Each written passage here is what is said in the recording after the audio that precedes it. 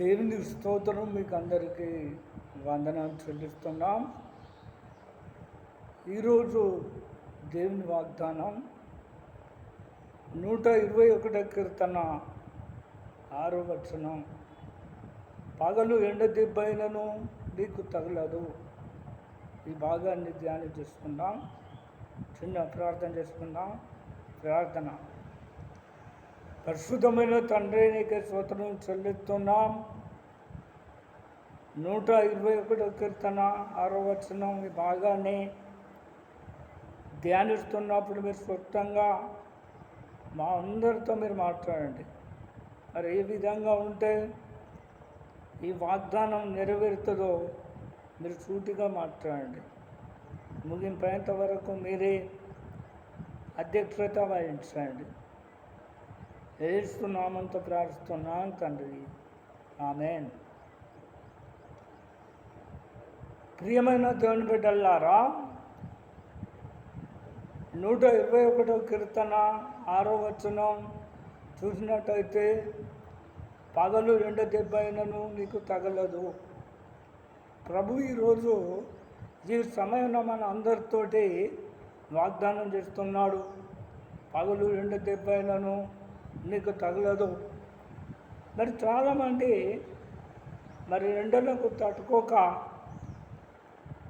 ఎండకు తట్టుకోక అలసిపోతున్నారు, బలహీనమైపోతారు, చనిపోతున్నారు. రకరకాల బలహీనతలతో పడి ఉంటున్నారు. కనుక ప్రియులారా, ప్రభు అంటున్నాడు, పగలు ఎండ దెబ్బైనను నీకు తగలదు. ఎండ క్రైస్తవుల జీవితంలో ఎండ అంటే మనకున్న సమస్యలే. చాలామంది సమస్యలు అనే ఎండతోటి బాధపడుతున్నారు. కొంతమంది అప్పులు అని ఎండ, కొంతమంది కుటుంబ సమస్యలు అనే ఎండతో బాధపడుతున్నారు. కొంతమంది సంతానం లేదు అన్న బాధతోటి సంతానం లేని ఎండతో బాధపడుతున్నారు. కొంతమంది మాంత్రిక శక్తులతో రకరకాల శోధనలు అనుభవించేటువంటి ఎండలతో బాధపడుతున్నారు. కనుక ప్రియులారా, నువ్వు ఎటువంటి బాధలతో బాధపడ్డా దేవుడు నీకు తోడుగా ఉన్నాడు. పగలు ఎండ దెబ్బ అయినను నీకు తగలదు అంటున్నాడు. కనుక మనం దేవుని వాక్యాన్ని నమ్మి మనం వాక్య ప్రకారం నడుచుకుంటే ఏది కూడా మనకు తగలదు. ఏ తెగులు మన గుడారానికి సమీపించదు. ఏ అపాయం మనకు రాదు. ఏ శత్రువు మనలా వెంబడించడు. దేవుడు మనకు తోడుగా ఉండాలంటే, పగలు ఎండ దెబ్బ అయినను మనకు తగలకుండా ఉండాలంటే అయితే మనం దేవుని యందు భయభక్తులు కలిగి ఉండాలి. 128వ కీర్తనలా 1వ వచనంలా చూసినట్టయితే, యెహోవా యందు భయభక్తులు కలిగి ఆయన త్రోవలో నడుచువారందరూ ధన్యులు అని రాయబడ్డది. మనం దేవుని యందు భయభక్తులు కలిగి ఆయన త్రోవలో నడిస్తే పగలు ఎండ దెబ్బ అయినను మనకు తగలదు.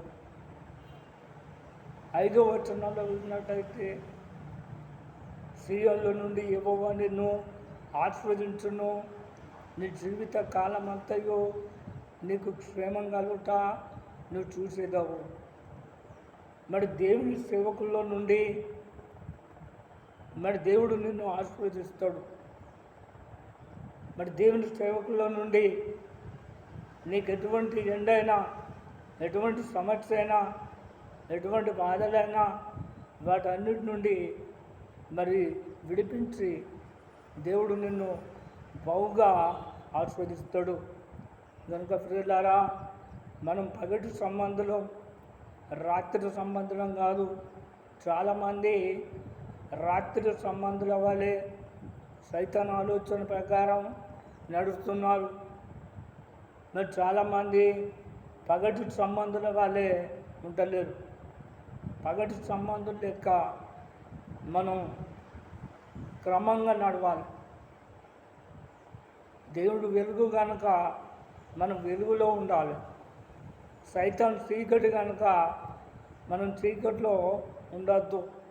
కనుక ప్రియులారా, పగలు ఎండ దెబ్బ అయినను నీకు తగలదు అంటున్నాడు. కనుక ఏ సమస్య కూడా నీకు రాకుండా ఉండాలంటే నువ్వు దేవునికి భయపడాలి, భక్తిగా ఉండాలి, ఆయన త్రువల నడవాలి. అంతేకాకుండా దేవునితో సంబంధం ఉన్నటువంటి సేవకుల్లో నుండి మాట్లాడుతున్నటువంటి మాటల ప్రకారం నువ్వు నడవాలి. దేవుని సేవకుల్లో నుండి దేవుడు ఏం మాట్లాడుతున్నాడో ఆ మాటలను మనం గ్రహించి వాటిని వివేచించి వాటిని ధ్యానించి వాటిని అనుసరించి నడిస్తే దేవుడు మళ్ళా ఆశీర్వదిస్తాడు. ఏ సమస్య కూడా మనకు రానియడు, ఏ శత్రువు కూడా మనకి రానియడు. మన జీవితంలో సంతోషం కలుగుతుంది, సమాధానం కలుగుతుంది, ఆనందం కలుగుతుంది, మన కోరికలు నెరవేరుతాయి, మన ఆలోచనలు సఫలమవుతాయి, మన బరువంతా తొలగిపోతుంది, మనం ఆర్థికంగా అభివృద్ధి అవుతాం, శరీర సంబంధంగా మరి ఆస్తుల విషయంలో, సంపద విషయంలో, ఆరోగ్యం విషయంలో, సమాధానం విషయంలో, సంతోషం విషయంలో అన్నిట్లో కూడా మనం విస్తరించబడతాం, అభివృద్ధి అవుతాం. కనుక ప్రియులారా, ఈ మాటలను నమ్ముతున్నావా? ఆయన నమ్మినట్టయితే తలలు వంచండి, ప్రార్థన చేసుకుందాం. ప్రార్థన. ప్రస్తుతమైన తండ్రి, నీకు స్తోత్రం చెల్లిస్తున్నాం.